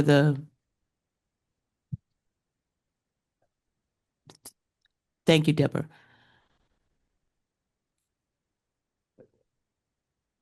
One more. That's- There you go. No. You might just have to move you just have to make it bigger because it's currently small. But while we figure this out, Marcia, do you want to keep giving us some context? Sure. Great. First of all, I would like to thank you all for being willing to put on allowing the students to come forward today. We've been working all semester with a group of really talented 2 undergraduate, 1 graduate candidate from the public health school working on the issue. When we looked at the report, we had talked about whether or not it made sense to do work around housing. And if so, would we consider doing down payments for housing? And that was something that Emma Khan felt very strongly about. Um, I agreed with that. And I told you all as we've been going through the process when we have met that I was looking at all of the different models around both Habitat for Humanity. I went and met with the CDC, the local CDC, and then said, okay, if we're suggesting, if we want to look at doing home ownership, what does home ownership look like? And there's absolutely nothing wrong with doing down payments. That makes sense to me. Absolutely. And but the piece about down payments on in terms of home ownership, it means that people are taking on debt as well. Good debt, but still debt. So we started looking at models, and I talked with Dr. Shabazz about some of the models that I had been looking at and thinking about, and what he had been thinking about. And we started working with students to do work with the idea of land trusts, sovereign land. I think I'd mentioned to you all that I spent 10 days on a Native American reservation looking at how Native American people, I thought, own their land, but in actuality is not the case. They don't own their land. But looking at this at sovereignty nonetheless. And so these students were kind enough to then take on the process and the project of looking at land and some of the ways in which creative ways in which land and land sovereignty has been done in Massachusetts and in the United States. So with that, I'm going to have each one of them introduce themselves and talk about what they've found through their work. And we're going to start with an understanding of how Black people have held land in this country. So we want to start with an understanding of what our relationship has been to land, what our relationship has been to land as it relates to both freedom and also as something of value. So with that, and they've been done some really good work. So with that, I'm going to turn it to Zach as our first presenter. Zach, take it away. Thank you. Just before we get started with everything, I'd like to request the ability to share my screen just so we can have the slides that we have as well. It's all a learning curve. Yep. Also, just checking with people online, are you able to hear us? If you can hear, just give a thumbs up on We the can- chat or a reaction. We can't see. Oh, if you can hear, just give a thumbs up on the reaction. Or raise your hand. I mean, if that's easier. Renika can hear. You want to speak again, Zach? Perfect. Just double checking that to make sure that you guys can hear us. If you can hear them, put your hand up. Great, awesome. Zach, did Felicia you can. request Renika permission again? can. I'm currently getting sharing is not turned on. The host is not allowing sharing for this meeting. It won't though. Okay. I saw that you had asked. I'm willing to. All right. Can you try it now? I'm still unable to. I can try leaving and rejoining the meeting if that's helpful. I'm not sure that would be, just because we've had a bad track record of Zoom bombing. And so we're trying to be really cautious with that. And so there's a juggling of learning, right? Yeah. And how do you undo things for protective measures and Yeah, for sure. yeah. Do y'all want to introduce yourselves and talk about what you do while we wait? For sure. The mic is on and the team can hear them. But I do recommend projecting. Yes, for sure. So just to begin with myself, I'm Zach Forrester. I'm currently at the University of Massachusetts Amherst, and I'm in my senior year. This May, I will be receiving my Bachelor's of Science in Public Health, and I have also started the 4+1 Accelerated Master's Program in Biostatistics. So by this time May next year, I will have my Master's in Biostatistics. So fast. Congrats. Thank you. My name is Dina Janine. I am also a sophomore at the University of Massachusetts Amherst, and I'm also a public health sciences major. I'm still pursuing my bachelor's degree, not as far as Zach yet, but hopefully in the future we'll get there. You will.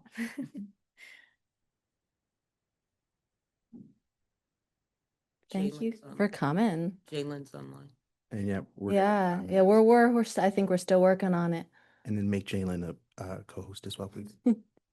Dr. Shabazz, you want to introduce yourself? Shabazz, UMass Amherst, the Boys Department of Afro-American Studies. Still with. Hi, can you hear me? Yay. Yes. Hi, I'm Jalen Brooks. I'm a junior public health major at UMass Amherst. Yeah. Welcome. Thank you for being with us. Perfect. All right. So then without further ado, just in the name of time, I'm going to be beginning this presentation. I'm going to be discussing the past. So first, I want to take you guys through just a quick overview of Black land loss across the U.S. Historically till now, then moving towards racial disparities in Northampton, and finally taking you through some relevant historical and contemporary events. So as far as Black land loss across the U.S. goes, on the left, you can see a plot that is the percentage of farmland owned by white ownership and Black ownership. So that yellow line is the white ownership relative to the amount owned in 1910. And as we can see, that's kind of remained constant up until 2000, while Black ownership has steadily declined up until 2000. On the right, this is an absolute graph. So it shows Black-owned land in millions of acres rather than a percentage. And as we can see, it goes from about 14 million acres down to just 3 million, which is almost 80% of Black land that was lost or transferred. Currently in Northampton, I'm picking up where my predecessor left off. We had another biostatistics intern whose work I'm currently building on. And the first graph that I wanted to highlight was housing burden over 30%. Which is where the percentage, we can see from this that the percentage of Black residents in Northampton, the percentage of Black residents who have a housing burden over 30% are greater than the average person and their white counterparts across both renters and homeowners in Western and all of Massachusetts. On the right, the top graph shows the percentage of the population identified as Black in Northampton and shows that it's almost 1/5 of the Massachusetts average and less than 1/5 of the US average. Finally, in the bottom right, I want to discuss the poverty rate, which is almost double for Black residents of Hampshire County, Black residents of Northampton. It's almost double that of the total average residents, and it's over double that of the white residents. For median household income, just as a quick highlight, I wanted to include this because I figured it would be relevant since we're talking so much about housing. However, we have insufficient data right now. I used some data from the UMass Donahue Institute. However, there was too much variability in the data to get a good point estimate of Black median household income across Hampshire County. So now that you have a little bit of context, I just wanted to take you through some historical events to highlight different themes throughout history. So beginning with maroon communities, these were communities of escaped slaves, indigenous peoples, and other oppressed groups that were not short-term solutions, but were self-sufficient societies that were meant to create lasting sovereign nations. One that I wanted to highlight was Quilombo dos Palmares, also known as simply Palmares, which is the largest maroon community and took place in Brazil from 1600 to about 1694. This was a community estimated of around 10 to 20,000 people at its peak, and the Portuguese and the Dutch, while they controlled the area, fought tirelessly to attempt to conquer this land while in the hands of these maroon communities. At one point, there was an agreement drafted between Palmares and the Portuguese, where they agreed that they would stop welcoming slaves and fighting the Portuguese in exchange for permanent recognition of land and freedom for those who are born in Palmares. This was rejected, and the Portuguese continued to fight until they conquered Palmares in 1694. This represents just communities that were pockets of sovereignty and resistance. They showcase African resilience and attempts to create subsistent communities that were met with violence and oppression and effectively suppressed long-lasting communities from being created. Moving on from there, I want to talk a bit about the Haiti experiment. So during Abraham Lincoln's presidency, there were two main arguments surrounding slavery, to either keep or abolish it. Lincoln, however, advocated for a third point, which was to emancipate and then immediately deport enslaved people to another country. So from this idea, there was a proposition that was brought to Lincoln by Bernard Koch, the owner of an island off the coast of Haiti. This proposal stated that former slaves would work on cotton plantations with access to hospitals, school, and housing, and at the end of their 4-year contract, each person would be given 16 acres of land and their wages. In 1862, Lincoln agreed, and 453 freed African Americans set off for Haiti, only to be met with malnutrition, disease, and deception. Koch had lied to these people and the U.S. government about the living conditions, the wages, and the rations of these people. And when the word got back to the U.S., Koch fled, and the remaining settlers were sent back. Following this failure of an experiment, the support for relocation of emancipated people dwindled. However, Lincoln remained adamant up until his deathbed that this was, and I quote, the only solution to slavery. This just highlights that Black people have had to fight for their right to live in the U.S. since their emancipation.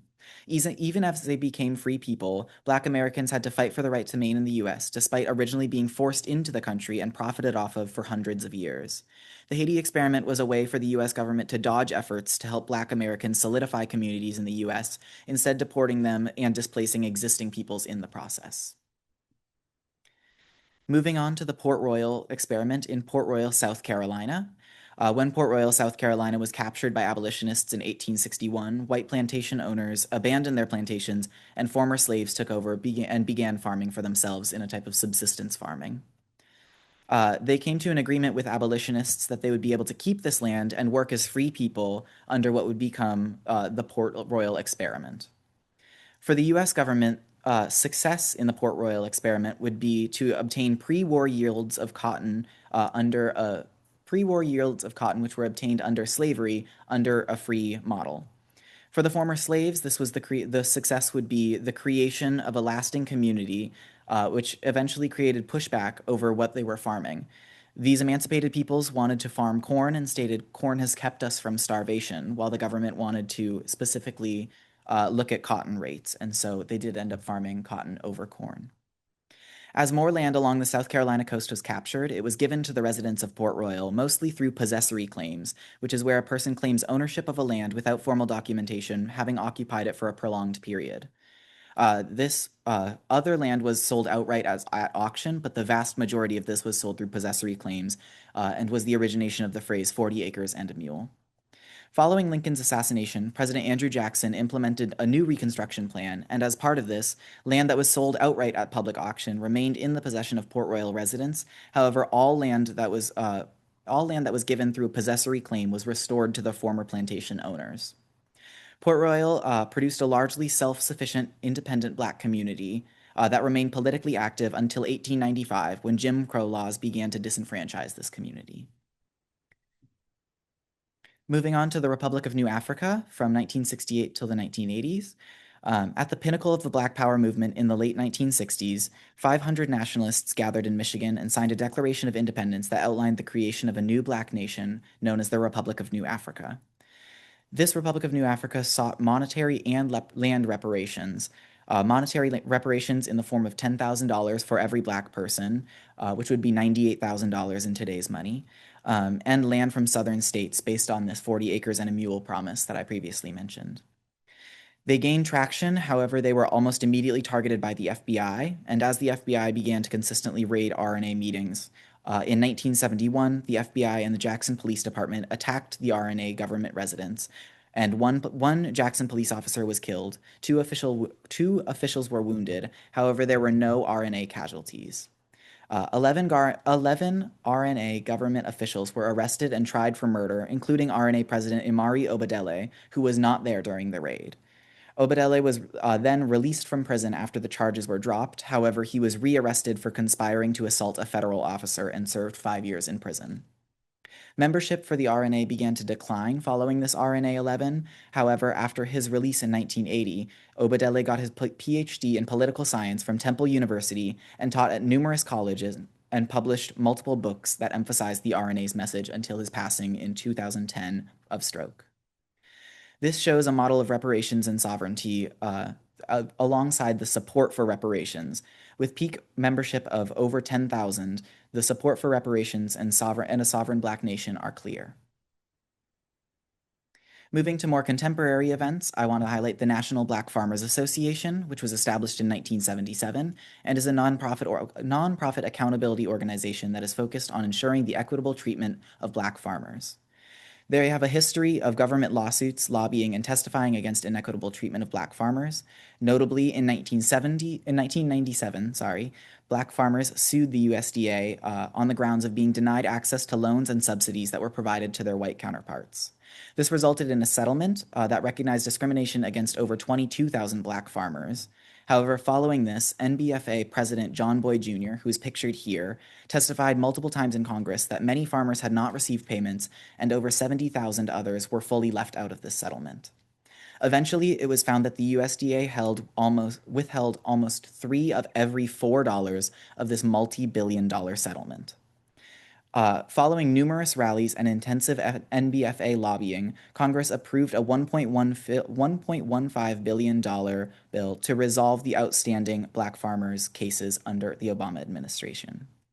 They are currently in another U.S. lawsuit where Black farmers allege that the government has breached contract of a loan forgiveness program that was attempting to address historical inequities and funding disparities by the USDA. Another suit against the U.S. government on the grounds of reverse racism has currently halted any USDA disbursement. The National Black Farmers Association are continuously necessary advocates that are necessary to advocate for equitable treatment for as long as these discriminatory practices continue to cheat Black farmers out of the same resources that are available to their white counterparts.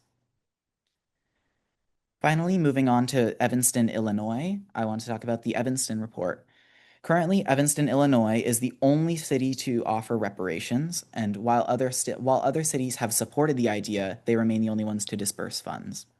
This was made off of the back of a 2019 Evanston Report, which was 77 pages long and detailed how Black families were denied the opportunity to build generational wealth through home ownership, through redlining, racist zoning, and other segregationist practices.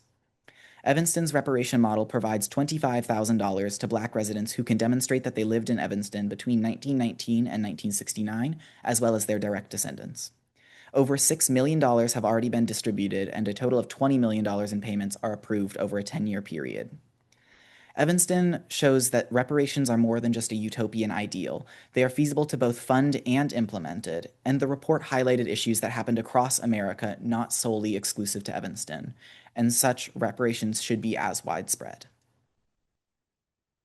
Moving back to Northampton, just to discuss the case for reparations. When I spoke on the phone with the Northampton Housing Authority, I was told, and I quote, "Race is not a factor at all in housing, in subsidized housing." The Fair Housing Act requires municipalities like the Northampton Housing Association to affirmatively further fair housing. and the Obama administration implemented the first AFFH regulations, which were aimed at combating housing segregation and providing equitable housing opportunities.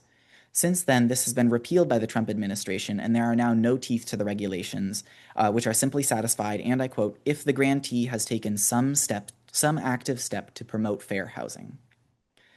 As far as land-based reparations go, these are representative of the road not taken.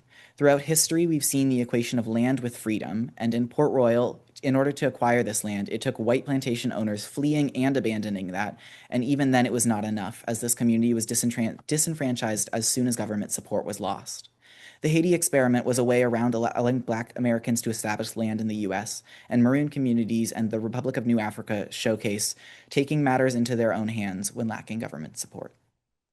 Government and legal support are necessary for reparations. As we can see, Maroon communities and the Republic of New Africa, compared to the Port Royal experiment, show the difference between reparation models with and without legal support. The Republic of New Africa and Maroon communities were met with violence and militant suppression, while Port Royal was allowed to flourish, albeit for a short period of time. Examples of monetary reparations in Evanston highlight that reparations are feasible, and we can reference their reparation model in Reparations for Northampton. Finally, Black resilience showcases that even in all of these scenarios, Black people were able to make the most out of what they got. Despite being disenfranchised at every point, at every turn, we can still point to these examples. We can point to the National Black Farmers Association as an answer to racist treatment of Black farmers. We can point to the Port Royal experiment as how, despite the stolen land, the community remained, and those who'd purchased land have held on to it. Next up, I will be handing this over to my co-intern Jalen, because throughout history we've seen the equation of land with freedom and land-based reparations are the road not taken. However, Jalen is going to talk about how the community land trusts are a contemporary way to acquire land and thus freedom. So for my part on the present, land is fundamental to freedom. Oh, sorry. Can you guys hear me? Yes. Okay. Land is fundamental to freedom. There are many means and models to land. Two of them that I want to talk with you about today are community land trusts and sovereign native land. So first, what is a community land trust? It's a nonprofit model of land ownership that separates land and housing. The organization owns the land while the residents own the homes. Instead of buying the land, residents enter into a long-term renewable lease, usually around 99 years, which lowers the upfront costs. The land stays with the trust and is not resold on the private market. So overall, the goal is long-term housing stability and affordability over time. Why does this matter? CLTs matter because they address rising housing costs and limit how much prices increase. Residents are still able to build some equity, but not full market profit. Land is treated as a community resource rather than something for speculation or profit. So the focus is again on stability and long-term access. They aren't just theoretical, they're being used in practice. For example, the Amherst Community Land Trust focuses on small scale housing, which is on the, and then something I found interesting about the Berkshire Community Land Trust is that their model shows how CLTs can be applied to many things beyond just housing. For example, in addition to housing, they also support farms like the Indian Line Farm, community spaces like offices and libraries, such as the Shoemaker Center for New Economics, and they also have group homes and an apple orchard. In the Valley Community Land Trust, which was the first CLT in Massachusetts, their focus is more on rural land and self-built housing. So it's all the same core model, just applied differently depending on the needs of the community.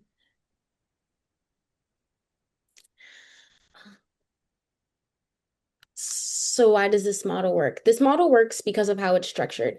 Decisions are made usually by a mix of residents, community members, and professionals, so different perspectives are included. There are also multiple funding sources, so it's not fully market-based. There's a focus on long-term stewardship, where land is treated as a shared resource and protected from speculation. This is also like native land systems, which emphasize community-focused land use and long-term benefit. Looking at native or sovereign land systems, tribal land is structured differently from typical private property. Tribal sovereignty means native nations have self-governance and make decisions over their land and communities. A large portion of tribal land is held by the federal government, which means tribes manage land use but don't have full ownership. This creates a challenge because they have control over land use, but not full independence, and federal involvement is still significant. There are also multiple land types within this system, not just one structure, which is what that blue image shows. I also included the Mashpee tribe as an example. It's a federally recognized tribe, meaning it has a government-to-government relationship with the U.S., and it's not subject to federal income taxes. Overall, this shows how land can be managed outside the traditional market, which is important when thinking about possible reparations. So how does this relate to reparations? CLTs are discussed as a reparative model because they expand access to housing and lower the cost of entry into home ownership. They also shift land from private ownership towards community-based control. However, there are limitations. Homeowners can build equity over time, including through improvements, but when they sell, the resale price is capped, so they only receive part of the increase in value. Homeowners also still have to pay property taxes on the home, even though they do not own the land. And in some cases, misuse of land for tax benefits has led to increased IRS scrutiny. So overall, CLTs help improve access and stability, but they do not fully address wealth building or ownership inequality. Now I'm going to hand you off to Dina, who's going to talk to you about some other reparation models in action. In the discussion of the future, I'm going to share with you guys some updates on current and forward-looking reparations efforts. So first, we're just going to take a look at our very own state, Massachusetts. Rather than focusing on larger policy changes, Boston's Reparations Task Force supports reparations efforts through community-based grants. They are able to fund grassroots organizations directly through its Equity and Inclusion Cabinet. These grants support community engagement, local research, and storytelling, helping preserve history that is usually left out of our official records. The Reparations Task Force uses a three-phase plan. First, working with research partners to discuss and document the city of Boston's role in the transatlantic slave trade and its legacies. Second, addressing the city's actions to date to address continued impacts of enslavement. And finally, recommendations for truth, reconciliation, and reparations, addressing the city's involvement. So this shows that Boston is not only working to address harm, but also to preserve history. Similarly, Amherst has taken a more funding-centered approach. In 2021, it became one of the first municipalities to formally commit reparations for Black residents, supported largely by the Amherst Reparations Stabilization Fund. This fund is sustained through annual cannabis tax revenue, which is intentionally tied to systems of harm, since cannabis enforcement has disproportionately impacted Black communities. This serves as a much longer-term funding stream. Together, they both show two different models of reparations: Boston, who emphasizes the structured research, public engagement, and community storytelling before policy action, and Amherst, who focuses on building a funding mechanism to support more long-term investments to reparations. However, they're both similar in many ways.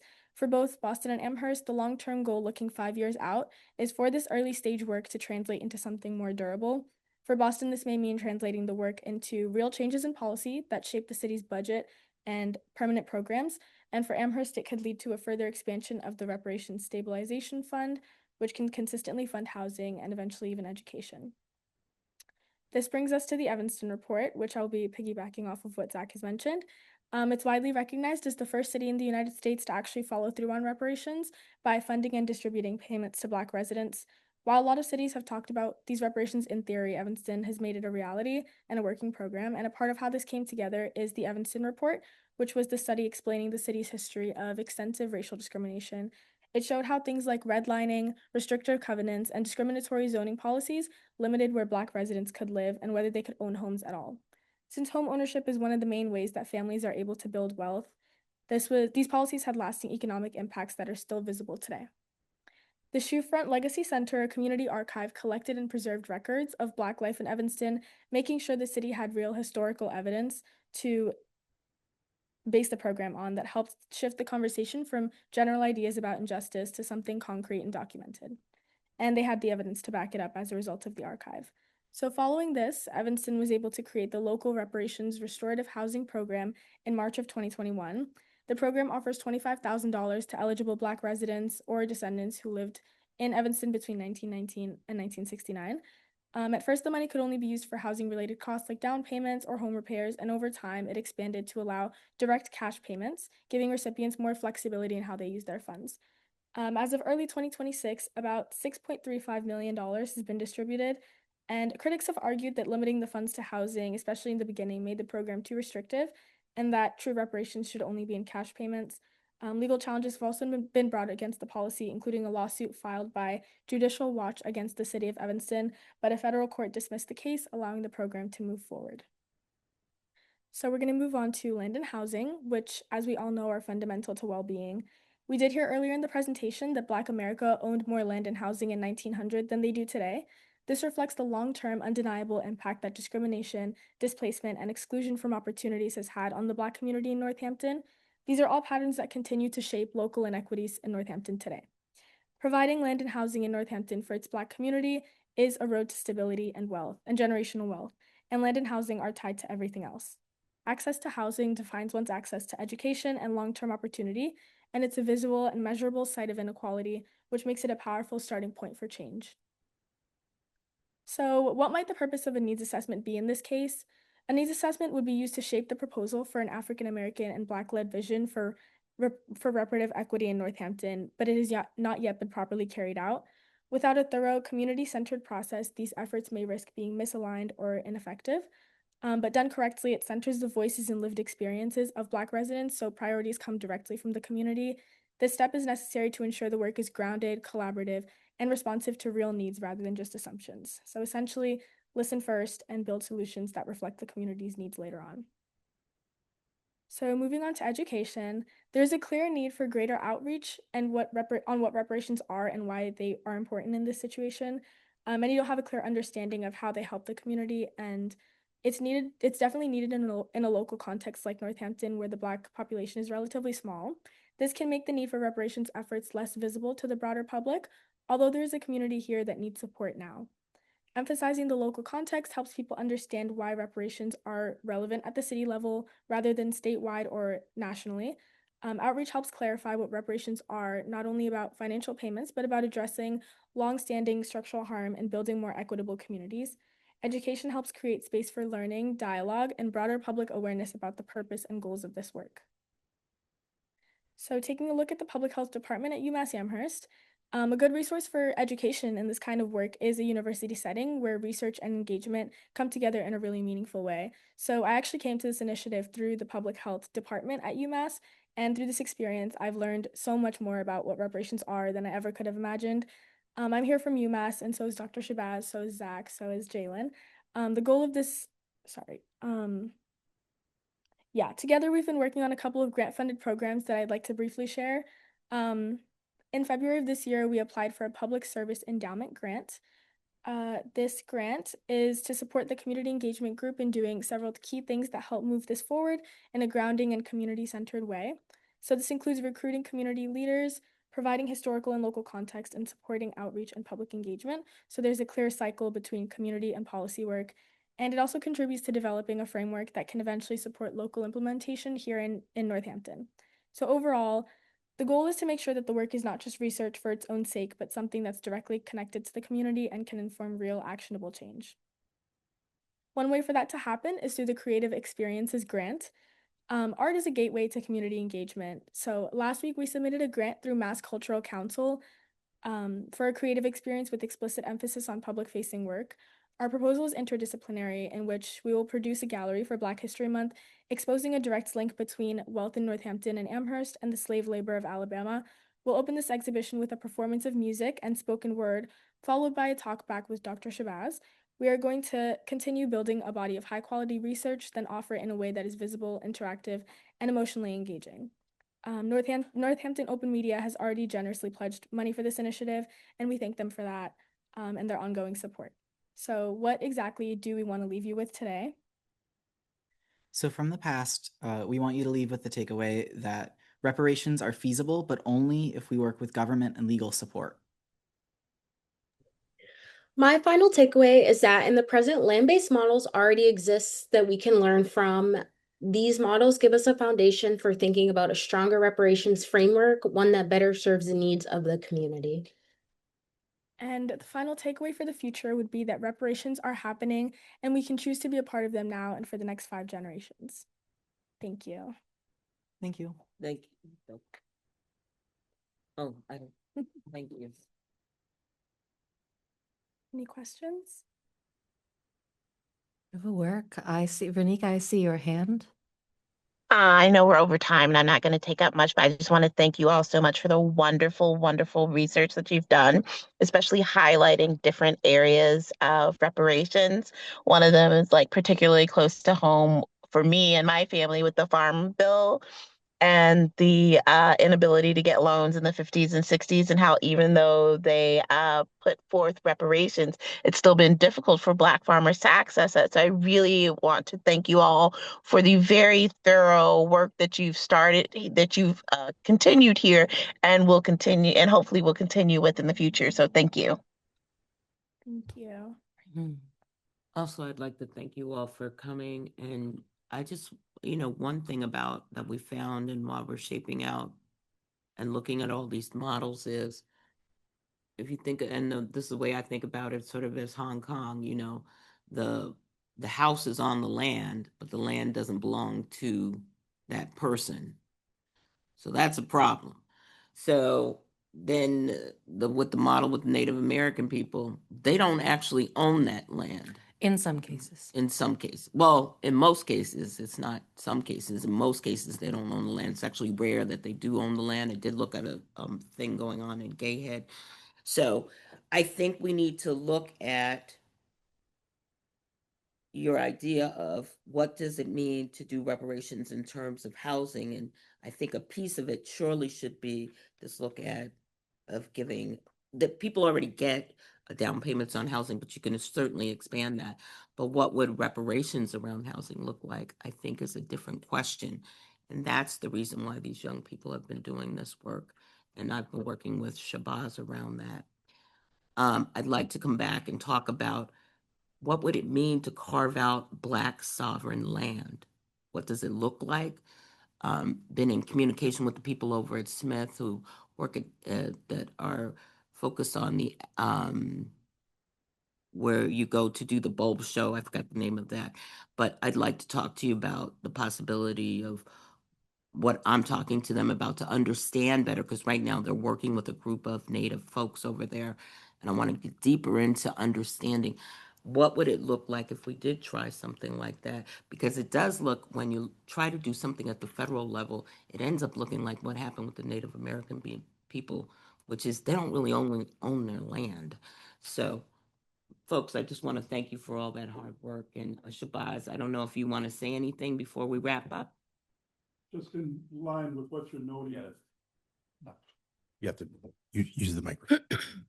I know you're loud. Just in line with what was noted at Smith College on August 7th through the 9th, there will be a We the Land is a gathering for Indigenous, Black, and Brown earth workers, land stewards, and farmers. They invite the community for a weekend of knowledge exchange, skill sharing, grassroots organizing, celebration, and this is rooted in the vision of a group called NEFOC, NEFOC, is a part of that. So I just want to mention coming in August to Smith College. Great. Yeah. That is August 7th through 9th, I see. Awesome.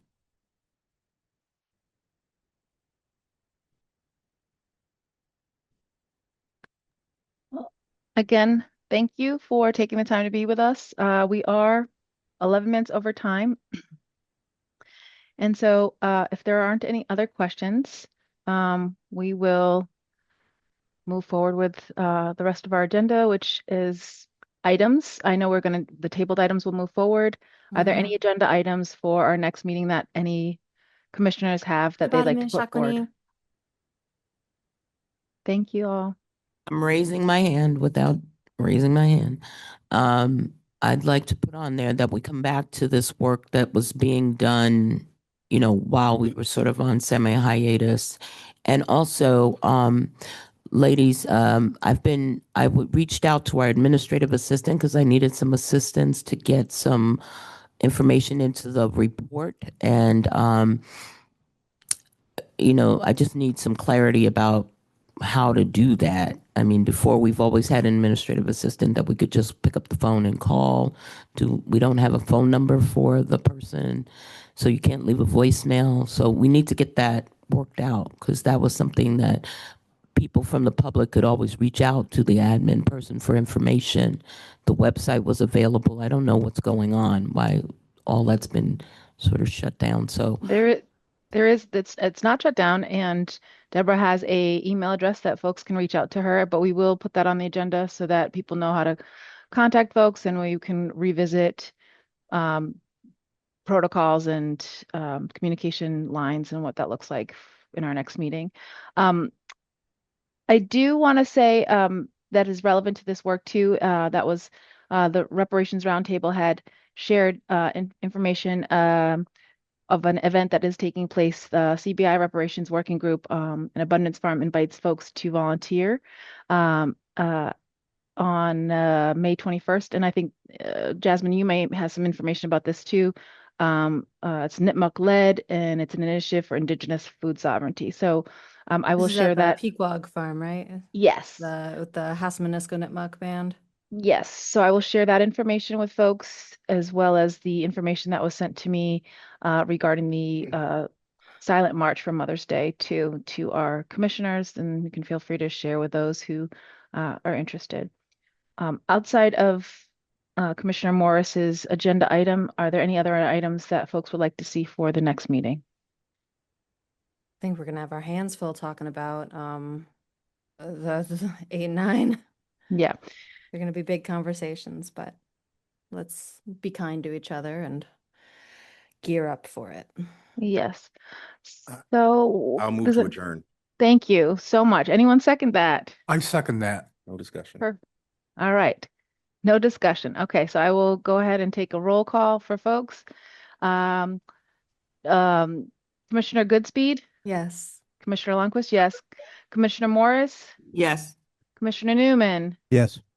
Commissioner Perry? Yes. Commissioner Sudan? Yes. Commissioner Montgomery Tamaclo? Yes. Okay, with that, we all have agreement to adjourn. So thank you, and we'll see you next month. Thank you. Thank you.